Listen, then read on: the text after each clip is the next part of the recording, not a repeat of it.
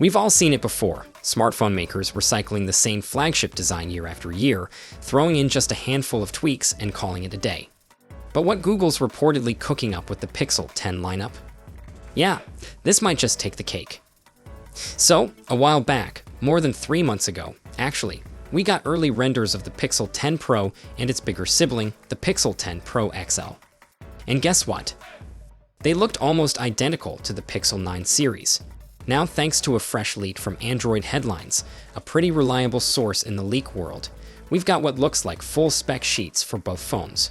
And let's just say, déjà vu is strong with this one. Okay, let's get to the biggest upgrade first, the new Tensor G5 chip.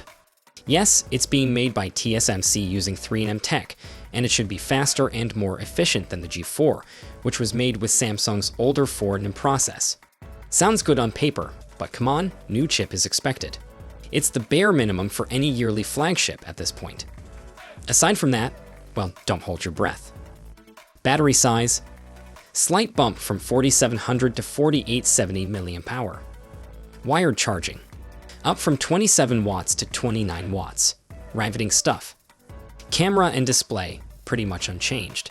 Same screen sizes, same resolution, and camera megapixels that look like they were copied and pasted from last year. Now, to be fair, Google's known for working magic with its imaging software, so even if the camera hardware stays the same, there could be under-the-hood improvements. But unless we see something major on launch day, it's hard not to feel a little underwhelmed. Let's talk storage and pricing for a second. The base Pixel 10 Pro will reportedly stick to 128 gigs and start at $999, just like the Pixel 9 Pro. No complaints there. But the Pixel 10 Pro XL, that's where things get spicy. This one's rumored to start at $1199 instead of $1099, but you do get 256 gigs of storage in the base model. So yeah, more room for your apps and photos, but also more dollars flying out of your wallet. And for what? A slightly bigger battery, 5200 from 5060 mAh, and a tiny bump in charging speed, 39 watts from 37 watts.